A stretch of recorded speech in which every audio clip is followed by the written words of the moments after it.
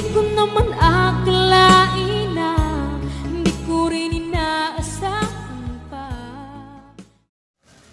Narito tayo ngayon upang matunghayan ang nagiinit, nagbabaga at talaga namang usap-usapan at nagtitrending na latest issue ni Ate Erica.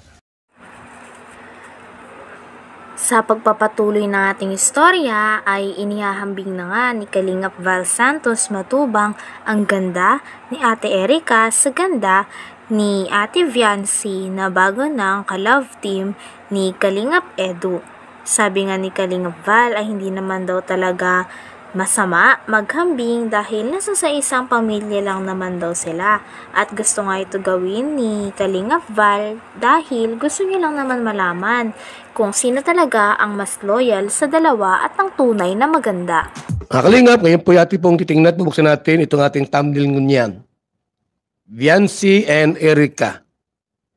Huwag niyong isipin po na ako ay nandito sa live para apakan yung isa. Hindi ganon ang ating pakay. O kaya ay siraan yung isa. Hindi ganon po. Hindi po masama na ihambing. Pagdating po sa loyalty sa kalingap, kung sino sila, hindi masamang ihambing yon. It's normal. Kaya sa mga anak ninyo, may anak kayo, minsan may pagkakataon po na inihahambing ninyo sa kwentuhan, sa kapitbahay ninyo. Alam mo, Mari, yung isa kong kapatid na bunso, grabe, ang sisipag. Laging may pera ako. Pag dumating sa bahay, nagbibigay. Yung panganay, Diyos ko po, wala man lang. Normal yon sapagkat we are one family. Kalingap. Subalit, mga kaibigan, i-check loyalty ko lang po. I-check lang natin kung talagang sino talaga ang talagang tunay na maganda. Ha?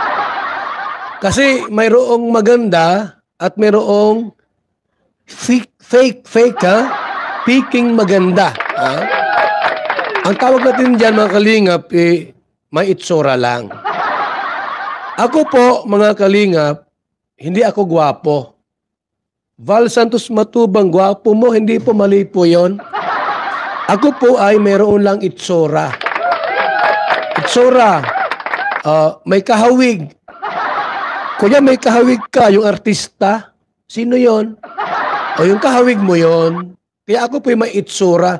May kaitsura laang. Yung tunay po, yung legit, yung gwapo talaga. Ako po ay may itsura laang. Si Kalingap Rab, yun ang gwapo. Yun ang tunay. Diba? O may nagtatanong dito, Kuya Bal, si Ruel ba ay gwapo? Nung nasa malalagyan, pangit man yan. Diba? Payat baga si Ruel noon. Nung nagpadait, gumwapo. Ibig sabihin po, nasa dait ang mga gwapong ngunya.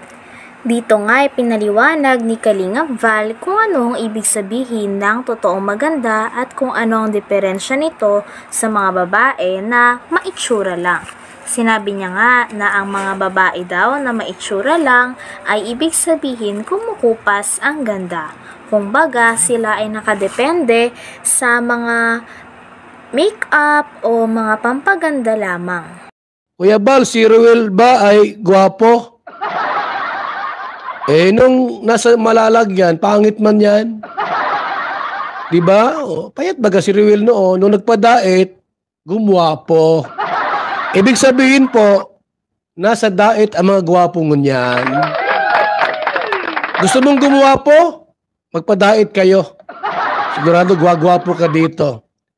Ito, nagkukumpara din po, Kuya, sino ang mas gwapo? Si Derek Nuelsa o si Birador? Ay, alam na natin kung sinong gwapo sa dalawa. Si Birador, maitsura. Pero ang gwapo po, si Derek Nuelsa. Alam po natin yan ng lahat. Ito po mga kalingap, mga kaibigan, bago natin umpisahan yung talakay ngayong umaga po, makinig muna tayo. Ito muna tayo mga kaibigan. Sa live natin ito Pag-uusapan natin ang kaibahan ng maganda at may itsura. Ayan ha. Sa live na ito, pag-uusapan natin ang maganda at may itsura. Katulad ni Erica na may itsura lang, Ops!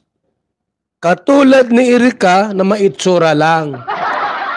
na di katulad ni Beyonce na tunay na maganda. Wow! Si Beyonce po ay tunay na maganda. Si Erika pala ay may itsura lang. Ang may itsura lang ay pwedeng kumupas at maglaho. Yan. Kapag ikaw po ay may itsura lang, ano po? Pwedeng maglaho at kumupas. Bakit po mga kalingap? Kasi po ang may itsura, pilit nagpapaganda. Halimbawa, bibili po ng ganito.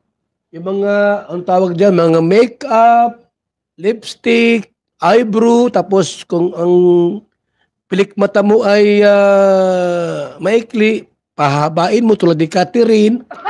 Sabi ko, Catherine, abay, di ba sabi ko mag-swimming tayo? O, lahat nag-swimming na bagaw, lahat nag-swimming na. Ba't ikaw? Alam mo sagot sa akin? Ay, kuya ba, baka yung pilik mata ko'y lumangoy? Baka raw po yung kanyang pilik mata lumangoy? Ay, bakit po? Sapagkat nagpapaganda. Tulad ni Erika po, pilit nagpapaganda.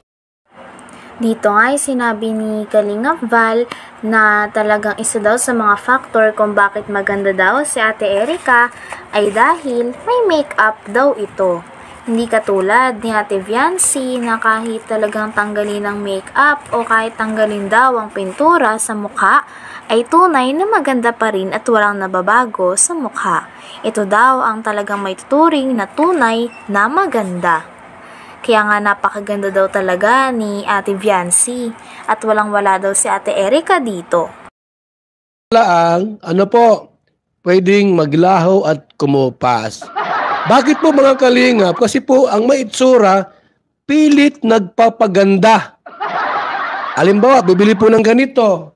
Yung mga, ang tawag dyan, mga makeup, lipstick, eyebrow, tapos kung ang pilik mata mo ay maikli, pahabain mo tulad ni Catherine.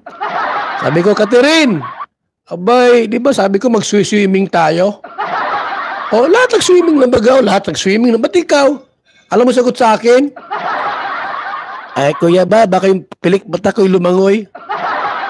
Baka raw po yung kanyang pilik mata lumangoy? Ay, bakit po? Sapagkat nagpapaganda. Tulad ni Erika po, pilit nagpapaganda. Di ba? Yung mukha niya may pintura. Pero si Viancy po, mga kalingap, kahit walang pintura ang mukha, lumalabas ang tunay na ganda. Ganyan po ang totoong maganda po. Kahit walang pintura, ang gamit ay pulbulaang, lumalabas ang tunay na ganda. Yung nagmi-makeup, nagli-lipstick, ang tawag dyan, trying hard. Trying hard yan, gustong gumanda, kasi maitsura laang. Subalit ang tunay na ganda, kailanman ay hindi mapapawi. Yun! Ang tunay na ganda po, kailanman hindi napapawi. Kami po, tulad ko, maitsura lang, ay habang tumatanda, pumapangit. Pero ang gwapo po, like Agamulak. Ano ni Agamulak, no? Matanda na pero gwapo pa rin. Tulad ni Philip Salvador. Huwag ganon, habang tumatanda, lalong nagbo-blooming, gumaganda. Pero kami po, ni Birador, maitsura lang kami. Si Direk Nuelsa po ay talagang gwapo talaga yan. Kaya nga tinawag siyang Adonis ng Kalingap. Gwapo man yon. Si Beyonce na Kalingap Angel ay tunay na maganda. Yan! Mula sa Hanggang dito na lamang muna ang ating nag-iinit, nagbabaga, pinag-uusapan at talaga ng mga nagtitrending na latest issue ni Ate Erica. Maraming salamat sa inyong panonood.